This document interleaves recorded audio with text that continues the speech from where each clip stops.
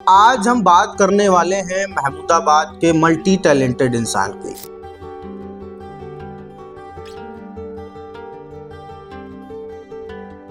इतना बड़ा नाम जो वागीश बाजपेयी भी हो सकता था। तो कोई ना कोई उपनाम हम सबको जो हमारे बड़े कवि हैं, जो साहित्यकार हैं, उनके माध्यम से किसी न किसी को मिल जाता है। और मेरे साथ ये सौभाग्य रहा कि मुझे पहले से ही दिनकर नाम का उपनाम मुझे पहले से ही मिला था। तो स्कूल में तो हम लोग प्रिंसिपल सर को झेलते थे, मतलब इन द सेंस तब एक बड़ी बात होती थी कि सर हैं। अब तो घर पे भी झेलते थे। कभी ऐसी कोई मार डांट पड़ी जो स्कूल और घर में डबल हो? एक जो घर में पढ़ती थी या जो स्कूल में पढ़ती थी वो वैसे ही डबल हो जाती थी। इत्तेफाक से उनकी नींद टूटी, हम लोगों के खेलने की वजह से ही नींद उनकी टूटी। और फिर वो पीछे आए तो उन्होंने देखा कि हम लोग बहुत शोरगुल मचा रहे हैं, तो फिर उन्होंने उसी बैट से मुझे अच्छे से पिटाई करी कि जैसी दुनिया ये दिखती ये वैसी नहीं, माँ की प्यारी सी बातों के जैसी नहीं। जैसी दुनिया ये दिखती ये वैसी नहीं, माँ की प्यारी सी बातों के जैसी नहीं। माँ का हर शब्द है प्रेरणा से भरा, छल कपट वाली दुनिया हितैषी नहीं। माँ की ममता से बढ़कर है दुनिया में क्या, माँ की ममता से बढ़कर है दुनिया में क्या है। लिखा अगर कहीं तो दिखा दे मुझे, थक गया हूँ मैं माँ दर बदर दौड़ के, अपने आंचल की ठंडी हवा दे मुझे। दर्द मिलते हैं हरदम हर एक मोड़ पर, मैं सलामत रहूं ये दुआ दे मुझे। कैसे उनको डील कर मिलता है? क्या उन्हें डांट मिलता है या क्या उन्हें कुछ कह मिलता है? जीवन में अगर बड़ों का आशीर्वाद नहीं है तो शायद जीवन उतना सफल मेरे हिसाब से तो नहीं, मैं अपने आप में मानता हूँ कि अगर आप एजुकेशन लाइन में ना होते तो क्या होता? मुझे उन्हीं लोगों के साथ रह करके, उन्हीं के बीच रह करके उस काम को करना था। मैं उनके जैसा बन सकूं ये मुझे नहीं लगता कि मैं ये संभव होगा, लेकिन मैं फिर भी प्रयास करता हूं कि मैं कुछ अंश उनके जैसा बन सकूं। वो पल कैसा होता है जब लोग आपके पिताजी के बारे में कभी अनाप शनाप फेसबुक पे लिखने लगते हैं? ये कुछ तो लोग कहेंगे, लोगों का काम है कहना। आज भी पसंद है राम जी के वहाँ छेना और कोल्ड ड्रिंक। हाँ, आज भी पसंद है। और अभी क्या मतलब अभी पसंद बदल गई है? नहीं, पसंद वैसे ही है। मैं मीठे का बहुत शौकीन हूँ। आज तो आपकी शादी भी हो गई है। हाँ। तो यही स्थिति क्या उनके साथ भी हो जाती है कि कभी मन होता है तो खाना शेयर कर लिया कि नहीं? तो मैं खाता भी हूँ और खिलाता भी हूँ। और आप देख रहे हैं कि आपके कहते कहते कुछ न कुछ खाने का सामान जो है वो आ चुका है। इसका बिल मैं तो नहीं करने वाला हूँ। शादी के पहले जीवन अच्छा था या शादी के बाद? वागीश दिनकर बाजपेयी का ड्रीम क्या है? तो बस मैं यही चाहता हूँ कि जब मैं जाऊँ कभी दुनिया से तो लोग मुझे याद रखें, मेरे लफ्जों को याद रखें। तो निश्चित रूप से जब भरी धूप में हम लोग निश्चित रूप से मैं ये तो गुरुजी वाला हो गया। लास्ट टाइम अपने स्कूल की कैंटीन में समोसा कब खाया था? झूठ बोल रहे हैं, कैमरा बंद करते ही कभी कभी तो जीवन है। मैं जो परहित काम हो प्रभुवर, वाह, वो सारे काम बन जाएं। जो परहित काम हो प्रभुवर, वो सारे काम बन जाएं। चरण माँ बाप के चूमे तो चारों धाम बन जाएं। अमर्यादाएं फैली विश्व में उनको मिटाने को, जवानी देश की संभले प्रभु श्री राम बन जाएं। जवानी देश की संभले प्रभु श्री राम बन जाएं। भैया नमस्कार। आज हम बात करने वाले हैं महमूदाबाद के मल्टी टैलेंटेड इंसान की, जो डिप्टी मैनेजर हैं सीता ग्रुप ऑफ एजुकेशन के। एक अच्छे गायक हैं, एक अच्छे कवि हैं, और भी बहुत कुछ उनके अंदर छुपा हुआ है, जिसको इंडिया का ये मंच दिखाने का काम करेगा और क्या कुछ हिडन है उसको सामने निकालने का काम करेगा। तो भैया हमारे सामने मौजूद है वागीश दिनकर बाजपेयी, या कह ले वागीश दिनकर रमेश बाजपेयी। इतना बड़ा नाम जो वागीश बाजपेयी भी हो सकता था। अमूमन जब हम लोग काव्य मंचों पर जाते हैं तो कोई ना कोई उपनाम हम सबको जो हमारे बड़े कवि हैं, जो साहित्यकार हैं, उनके माध्यम से किसी न किसी को मिल जाता है। और मेरे साथ ये सौभाग्य रहा कि मुझे पहले से ही दिनकर नाम का उपनाम मुझे पहले से ही मिला था। और फेसबुक करीब आज से 10 से 12 साल पहले मैं जब यूज़ कर रहा था तो मैंने किसी को देखा था अपने नाम में पिता का नाम जोड़ते हुए फेसबुक आईडी पर।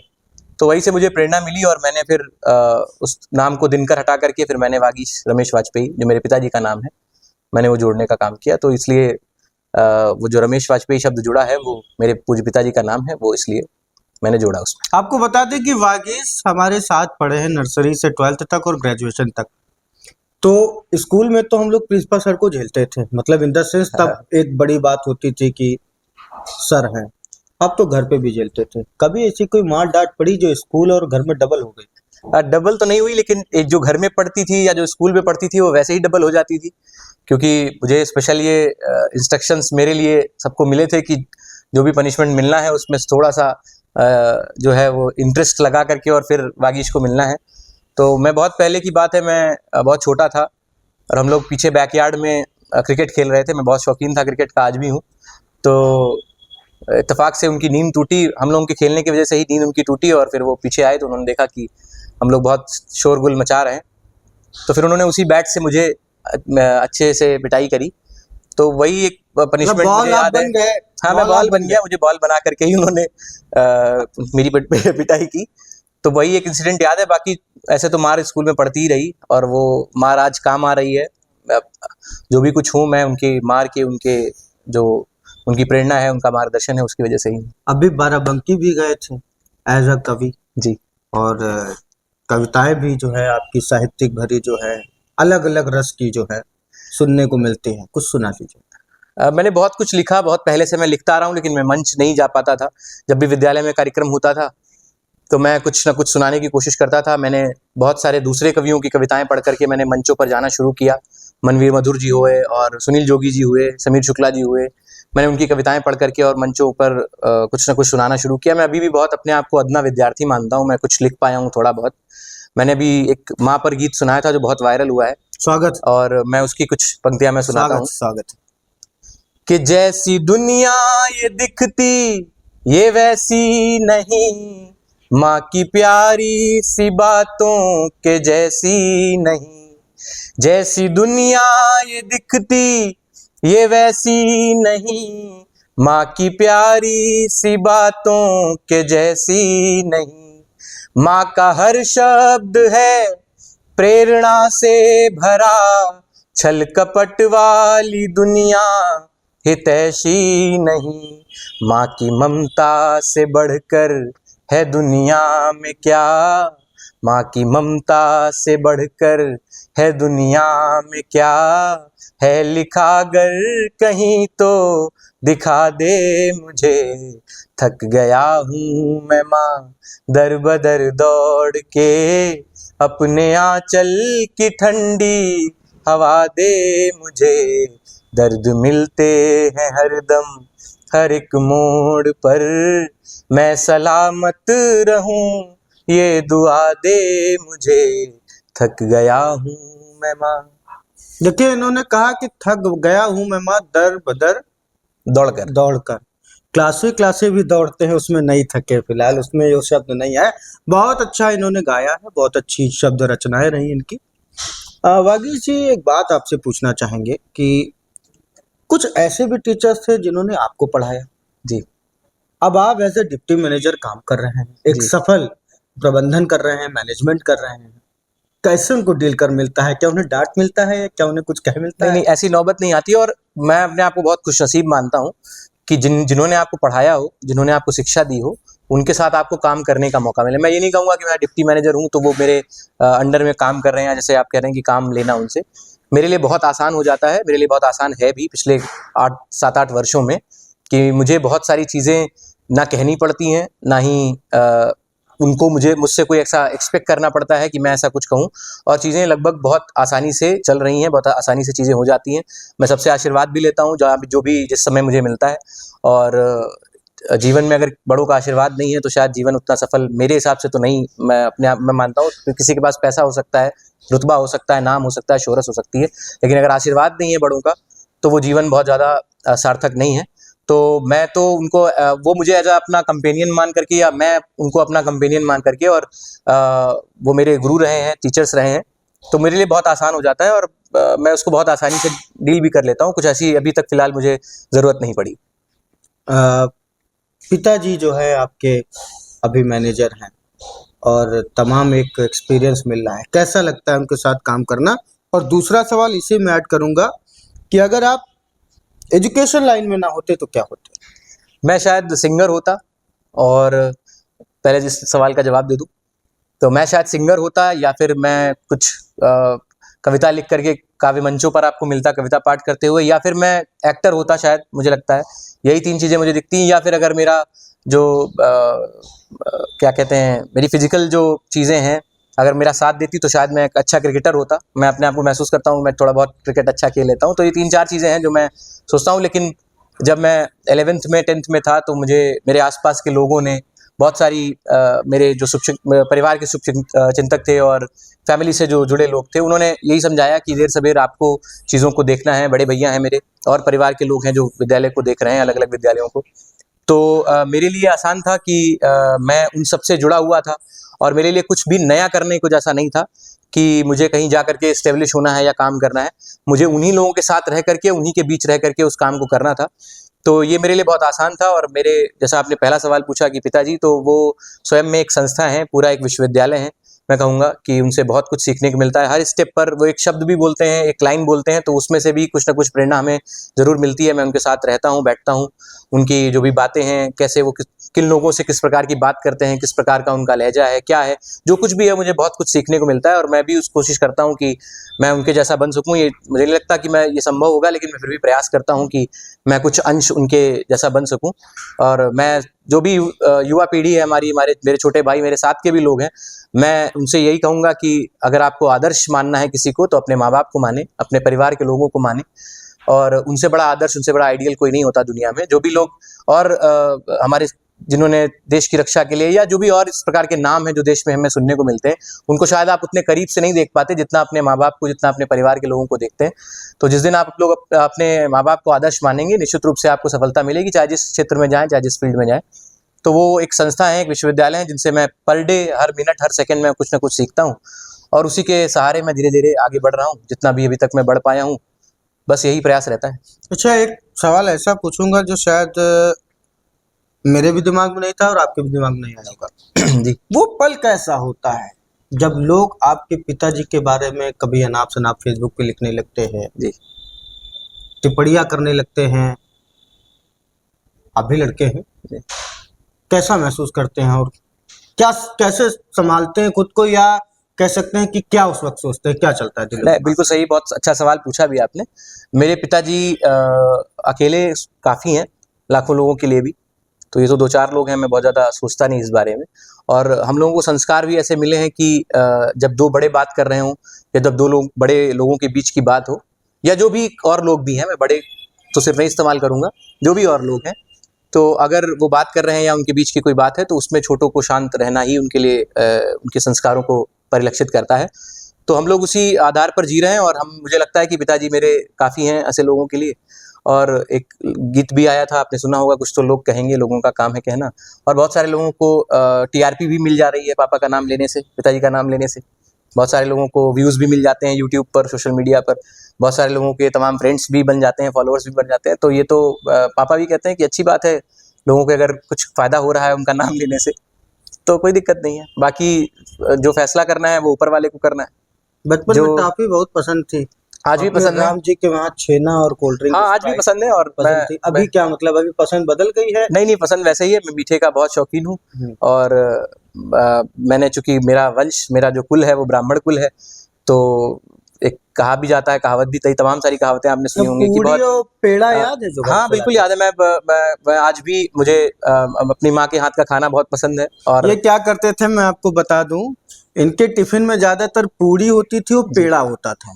पेड़ा मंदिर का प्रसाद वाला हाँ होता जी। था और पूड़ी होती थी। पूड़ी पेड़ा बहुत खाते थे, और कभी दिल आ जाता था तो शेयर कर लेते थे। टॉफी अगर कुछ लाए तो शेयर कर लिया, और कभी दिल नहीं आया तो नहीं करते थे। नहीं, ऐसा नहीं है। आज तो आपकी शादी भी हो गई है, हाँ। तो क्या यही स्थिति क्या उनके साथ भी हो जाती है कि कभी मन होता है तो खाना शेयर कर लिया कि नहीं? नहीं, हम लोग प्रयास करते हैं कि देखिए, जब आप खाना शेयर करते हैं तो उससे निश्चित रूप से प्रेम बढ़ता है। चाहे आप परिवार में पत्नी के साथ हों, चाहे माँ के साथ हों, चाहे पिता के साथ हों, चाहे घर के किसी और सदस्य के साथ हों, जिस भी चीज़ को आप शेयर करते हैं उससे निश्चित रूप से उसमें प्रेम बढ़ता है।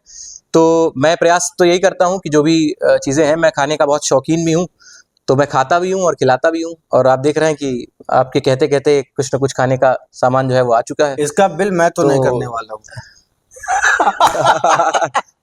तो अच्छा ये बताओ कि शादी के पहले जीवन अच्छा था या शादी के बाद? मेरे लिए अभी तो इसको तय करना मुश्किल है, क्योंकि अभी 8-10-11 महीने हुए हैं शादी को। लेकिन मेरे लिए जो जैसे मेरे रिश्ते मेरे लिए पहले थे, वैसे रिश्ते मेरे लिए आज है। जो रिश्ता जिसकी महत्ता जैसे पहले थी शादी के, वैसे ही आज है। बस एक रिश्ता नया जुड़ा है जो पिछले 10 महीनों से 11 महीनों से मेरे साथ मेरे जीवन साथी के रूप में रह रहा है। क्या लगता है तो प्रबंधन किसका बढ़िया, आपका कि उनका? अभी वो इनिशियल स्टेज पे हैं प्रबंधन के। मैं अपने आप को बहुत सफल प्रबंधन करता नहीं मानता हूँ, तो मैं ये नहीं कह सकता। लोगों के पास ये जिम्मेदारी है, गार्जियंस के पास ये जिम्मेदारी है कि वो ये डिसाइड करें कि वो कैसा प्रबंधन कर रही हैं। और पिताजी ने माता जी ने कुछ जिम्मेदारी दी है, तो उसको अगर वो निभाएं, उसको सकुशल अगर संपादित करें, तो ये उनके लिए ही मुझे लगता है बहुत गौरव का विषय होगा। तो ज़्यादा बेहतर इसको मुझे लगता है जज करने के लिए मैं गार्जियंस को और लोगों पर छोड़ता हूँ कि वो कैसा प्रबंधन कर रही है। तो भैया स्पाइसी वर्ल्ड पे पेड़ा और पूड़ी तो मिलेगा नहीं अगर तो मुझे पता होता कि spicy world में सीख कबाब ऐसा सवाल पूछा जा रहा है, तो मैं निश्चित रूप से घर से मैं पेड़ा और पूड़ी लेकर के आता। और पेड़ा पूड़ी एक ऐसी मैं ये नहीं कहूँगा कि क्या खाने का क्या है या क्या नहीं है। ये एक आपको एक सिखाता है कि अगर जीवन में कहीं भी किसी सिचुएशन में आप फंसे हैं, तो जो कुछ भी आपके पास है उसमें आप कैसे गुजारा करेंगे। मुझे लगता है कि ये भी इसका एक परिचायक हो सकता है, क्योंकि जब मैं अपनी आगे की पढ़ाई के लिए 12th के बाद लखनऊ गया, तो वहाँ पे भी मैं रात में जिनके साथ में रहता था, रूम शेयर करता था, वो रात में रोटी बनाते थे और मैं पड़ोस की एक मिठाई की दुकान से मैं वहाँ से भी पेड़ा खरीद करके मैं इंटर के बाद भी मैं वहाँ रोटी और पेड़ा ही खाता था, या पूड़ी और पेड़ा ही खाता था। तो मैं अपने आप को कोशिश करता हूँ कि इस लिहाज से तैयार करूँ कि अगर मुझे 10 दिन भूखा रहना है या मुझे 15 दिन 20 दिन भी भूखा रहना है, तो मैं कैसे भूखे रहते हुए भी मैं काम कर लूँ। मेरा ये अपना प्रयास जरूर रहता है। रह पाओगे भूखे? मैं रहा भी हूँ और मैं कोशिश करता हूँ कि मैं जरूर अपने आप को इस लायक बना सकूँ, इसके लिए तैयार कर सकूँ। वागीश दिनकर वाजपेयी का ड्रीम क्या है? मेरा एज सच ड्रीम नहीं है, बहुत कुछ सारे तो होगा अभी स्कूल को के रिगार्डिंग। हाँ, मतलब वो ड्रीम में नहीं, वो मेरा कर्तव्य है। क्या वो है? मेरी जिम्मेदारी है। स्कूल का प्रबंधन से लेकर के और जो भी काम है स्कूल के, वो मेरी जिम्मेदारी है। मेरा ड्रीम मैं कहूँगा कि मैं हर व्यक्ति चाहता है कि उसका नाम हो, हर व्यक्ति चाहता है कि लोग उसको पूरे देश में, पूरे प्रदेश में जो आसपास की उसका समाज है उसमें जाने। तो मैं प्रयास छोटा सा कर रहा हूँ, कविताओं के माध्यम से, अपने गीतों के माध्यम से, अपने काम के माध्यम से, स्कूल के माध्यम से। और मुंबई तक का सफ़र मैंने तय किया था।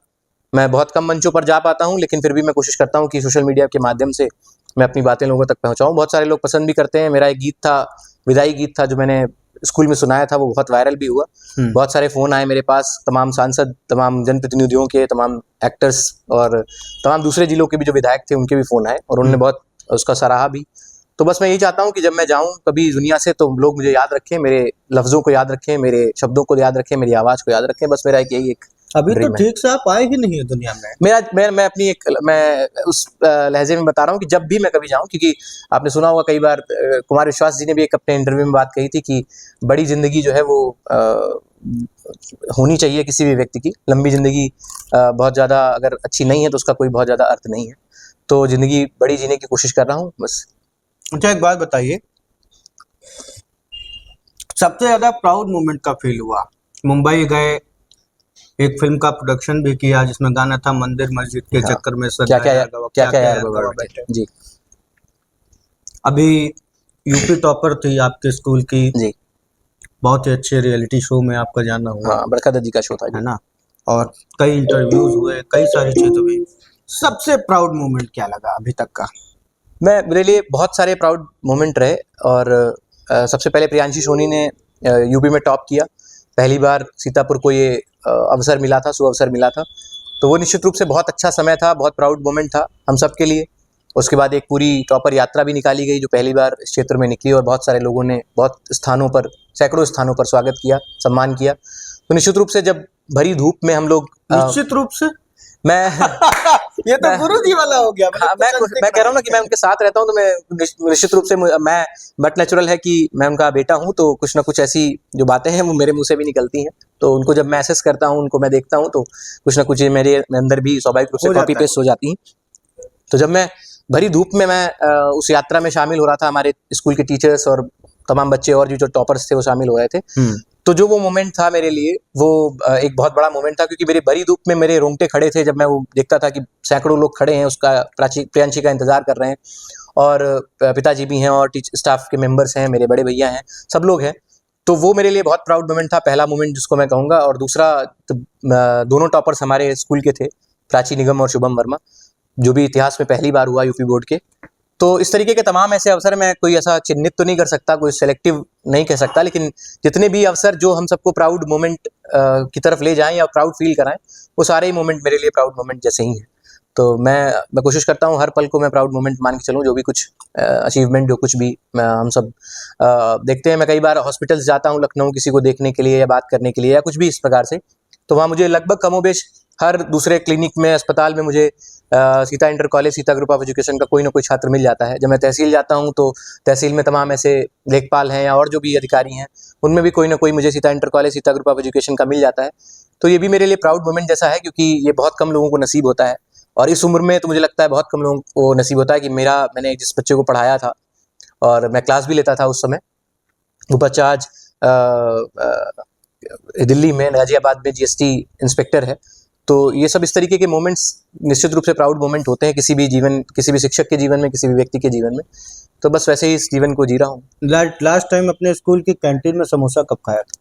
मैं बचता हूँ बाहरी जो भी इस तरीके की चीजें हैं खाने में। आप जैसे आप सामने आया है तो मैं खा तो ले रहा हूँ, लेकिन फिर भी मैं बचता हूँ बाहर की चीजों को झूठ खाने बोल में। रहे हैं, कैमरा बंद करते ही कभी कभी तो जीवन है, मैं उतना बुजुर्ग नहीं हुआ हूँ कि मैं इन सब चीजों को छोड़ दूं, परित्याग कर दूं, लेकिन फिर भी मैं प्रयास करता हूँ कि बाहर की चीजें कम खाऊं। लेकिन अभी मुझे लगता है 15-20 दिन पहले शायद मैंने जरूर कैंटीन का समोसा खाया होगा।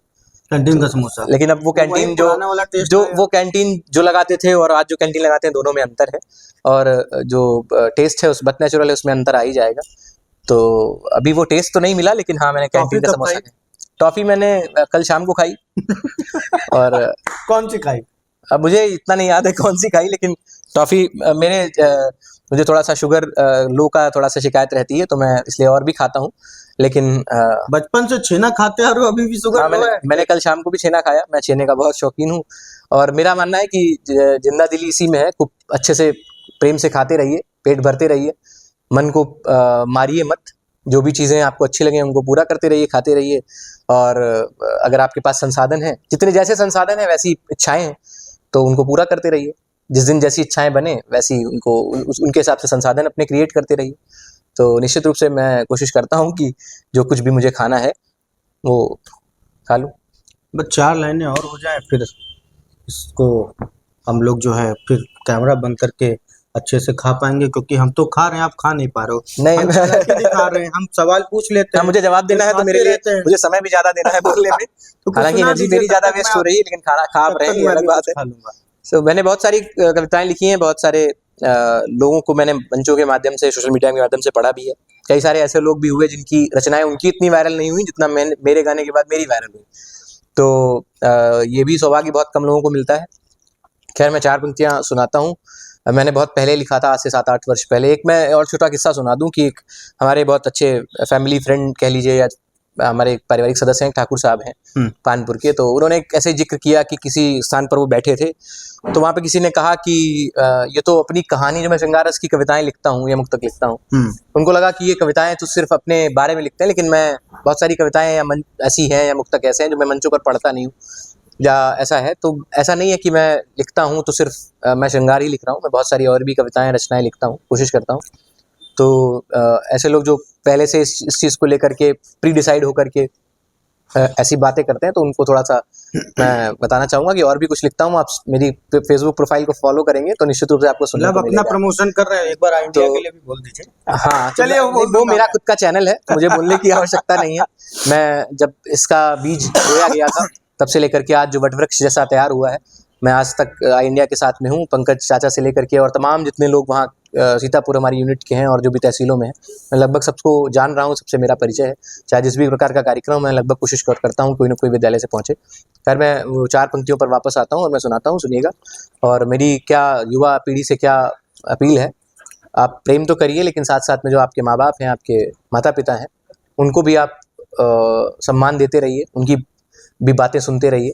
और प्रेमानंद जी को बहुत सारे लोग सुनते हैं, तो उनको भी सुनते रहिए। उनको सुनते रहे होंगे तो मुझे लगता है मेरी बातों का बहुत ज़्यादा कुछ बताने का औचित्य नहीं है। उनकी बातें सुन रहे होंगे तो आपको लगभग पता है कि आपको क्या करना है। मैं 4 पंक्तियाँ पढ़ता हूँ, सुनिए। जो परहित काम हो प्रभुवर, वाह, वो सारे काम बन जाएं। जो परहित काम हो प्रभुवर, वो सारे काम बन जाएं। चरण माँ बाप के चूमे, तो चारों धाम बन जाएं।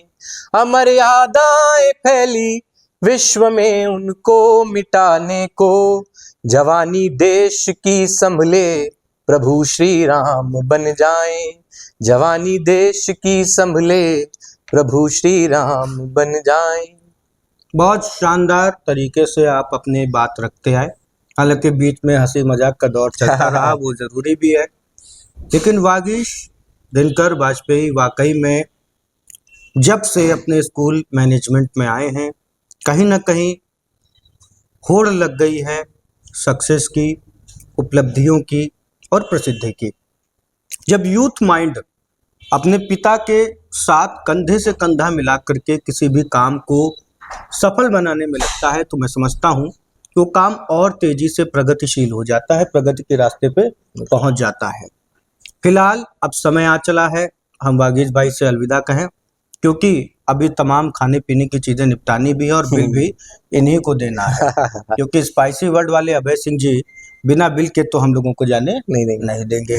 तो ऐसे में एक लास्ट सवाल आपसे मैं पूछूंगा, जब आपके लिए पॉडकास्ट की बात हुई, हालांकि आपने कहा था ये पूछना जरूरी नहीं, लेकिन ये तो मैं पूछूंगा, तो बचपन की तरह आज भी वही चीजें हैं कि कार अपने निकाली नहीं, स्कूटी पे बैठ गए और दूसरे की नहीं, आपने कहा कि थोड़ा सा जल्दी है, तो मैंने इसलिए निकाली। मैं स्कूटी, कोई मेरा जानने वाला व्यक्ति जा रहा था, मैंने उससे कहा 2 मिनट मुझे छोड़ दीजिए, तो उसे छोड़ दिया। गंतव्य तक पहुंचना है, मुझे लगता है इंपॉर्टेंट है, कैसे पहुंचे हैं ये इंपॉर्टेंट नहीं है, गंतव्य तक पहुंचना इंपॉर्टेंट है। ये तो हो गई हंसी मजाक वाली बात। अगर कुछ भी इस इंटरव्यू में आपको अच्छा लगा हो, जो आपको लगता है कि, और मैं एक विशेष बात मैं कह दूं कि मैं पूरी आई इंडिया परिवार को बहुत धन्यवाद देता हूं कि उन्होंने मुझे चुना कि मेरे साथ उनको पॉडकास्ट करना है आपके माध्यम से। तो मैं अपने आप को इतना बड़ा नहीं मानता हूं कि मुझे पॉडकास्ट जैसी बातों में या प्रोग्राम्स में मुझे बुलाया जाए, लेकिन फिर भी अगर आपने समझा है तो उसके लिए बहुत शुक्रिया, बहुत धन्यवाद, और पूरे आई इंडिया परिवार को मेरा हार्दिक आभार। जी, अगर आपको इसमें से कुछ भी अच्छा लगा हो, अगर सीख कबाब भी अच्छा लग गया हो या फ्रेंच फ्राइज, ये तो हो गई मजाक वाली बात। आदत है, क्योंकि सीधी सीधी बात आप भी देखना पसंद नहीं करते हो, तो हम क्यों बोले। अगर इन जो जितनी भी वागीश जी ने बातें बताई हैं, अगर उसमें से आपको कुछ भी बढ़िया लग रहा है, बेहतर लग रहा है, या आप सीता ग्रुप ऑफ एजुकेशन से डायरेक्ट इनडायरेक्ट कहीं टच्ड हैं, तो क्या विचार रखते हैं हमें कमेंट बॉक्स में ज़रूर बताएं। यदि आपने कभी वहाँ पे पढ़ाया है या पढ़ा है, तो अपने एक्सपीरियंसेस शेयर करिए। और फिलहाल देखते रहिए आई इंडिया। और वागीश दिनकर वाजपेयी के लिए जो हमारे भाई साहब हैं, गीत वीत गाते रहते हैं, तो इनके आईडी को भी आप फॉलो कर लीजिए। तमाम साहित्यिक संग्रह आपको उसमें देखने को मिल जाएगा। लेते हैं अलविदा। एक कोशिश महमूदाबाद में ऐसे यूथ आइकॉन्स को पकड़ने की, ग्रेस करने की, उनके विचारों को साझा करने की है जिससे कुछ बदलाव आए। आजकल जो छपरी युवा है, कह सकते हैं, एक युवा है जो काम कर रहा है, विकास कर रहा है घर परिवार के लिए, लेकिन कुछ युवा जो अपने मार्ग से भटकने का काम कर रहे हैं, उनके लिए ये खास एपिसोड हम लोग निकालने का काम कर रहे हैं, जिसको देखें, जिसको सीखें और समझ में आए कि समय यूं करके निकल जाता है। अगर इसमें आप अच्छा करेंगे तो आपका नाम होगा, आप खराब करेंगे तो नाम बदनाम होगा। फिलहाल लेते हैं अलविदा। कमेंट बॉक्स में कैसी लगी ये पूरी पॉडकास्ट की स्टोरी, हमें कमेंट बॉक्स में ज़रूर बताइएगा। अहमदाबाद से अर्पित शुक्ला, नमस्कार।